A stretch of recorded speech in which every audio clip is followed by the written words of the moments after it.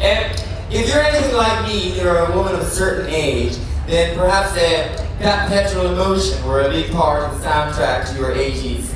And they were for me anyway. So I'm particularly happy to welcome as my next guest, the frontman to that Petrol emotion. Please be extremely warm to Mr. Steve Mack.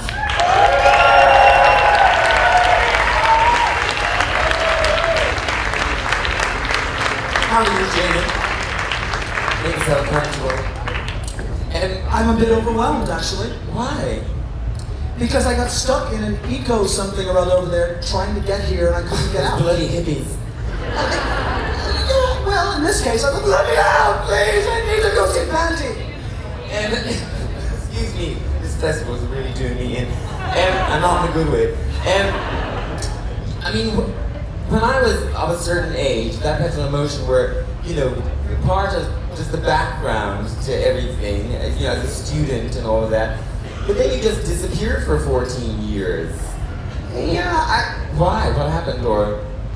Well, strange thing happens. You form a band, and then 11 years later, everybody has babies and wives and husbands and things, and then 2 members say we're quitting. Then it all went horribly wrong. We're like, no! And they went, yes, we're quitting.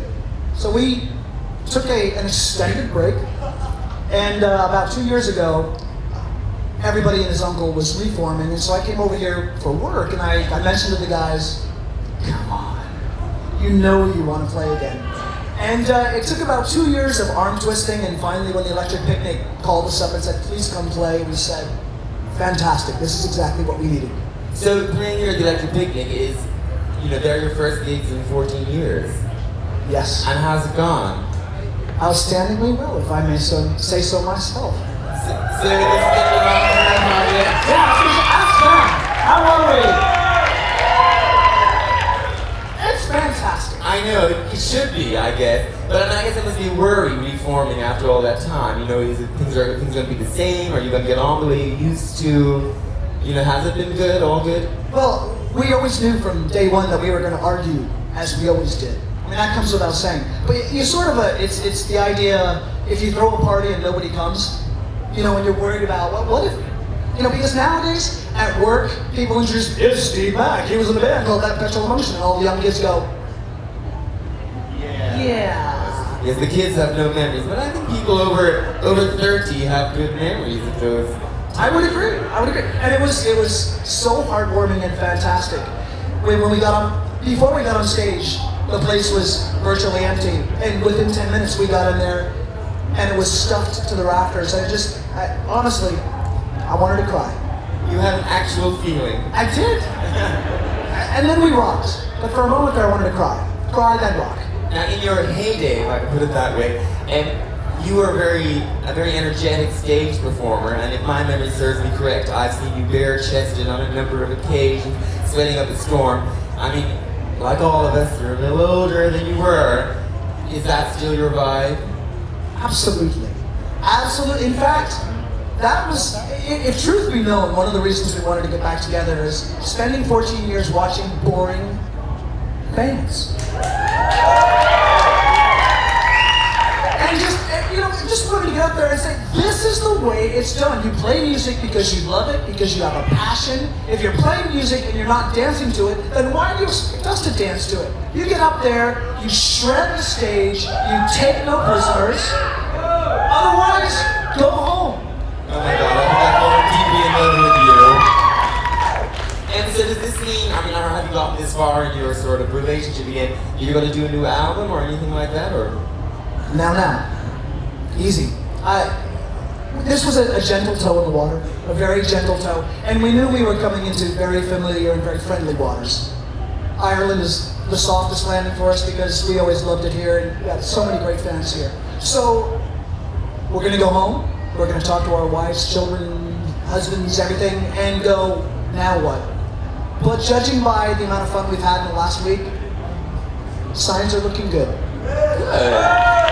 Because for the younger kids here, maybe I'm oversimplifying here, but that Petrol emotion were essentially the undertones without Fergal Sharkey, in a sense.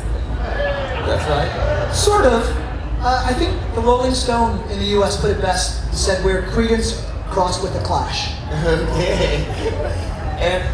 But so for that 14 years, what were you doing? I was doing internet stuff. I wrote books. Actually, the company I worked for, our biggest customer, we couldn't talk about because they were doing things that we couldn't speak to our customers about. But I do audio and video online, and I wrote a bunch of books, and now people in airports go, "Steve Mack," and I go, "Yes." They go, "You wrote that book on audio," and I'm like, "You're a nerd." And so you became a dweeb, essentially. You became a nerd. Always was. And then finally, you just couldn't handle it anymore. Was it something you were enjoying, or it was you were just filling in time, and then you thought, I got to get back to my first love? When we first started broadcasting audio on the internet, the company I worked for was the first company that ever did that.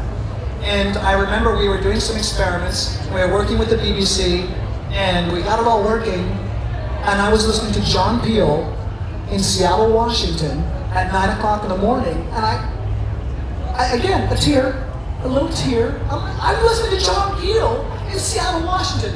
It was a great thing to do. It was a great place to work. And as time went on, the company got big, and everybody discovered the internet, and it kind of got boring. But funny story, after the company had been going about 3 or 4 years, they said, well, we need to have a conference and explain to everybody how this works.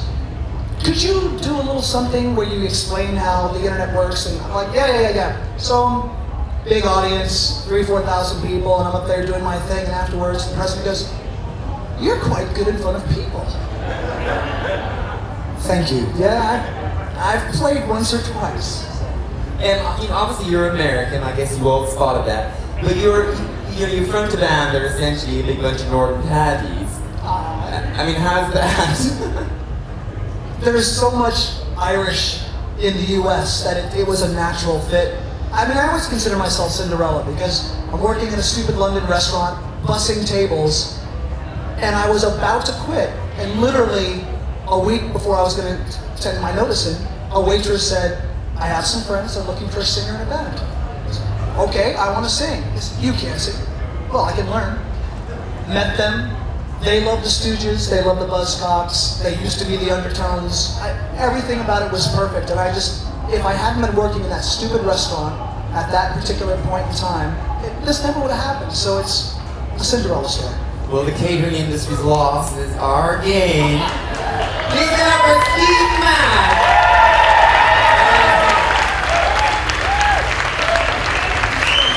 I'm tempted to ask you to take your shirt off before you go.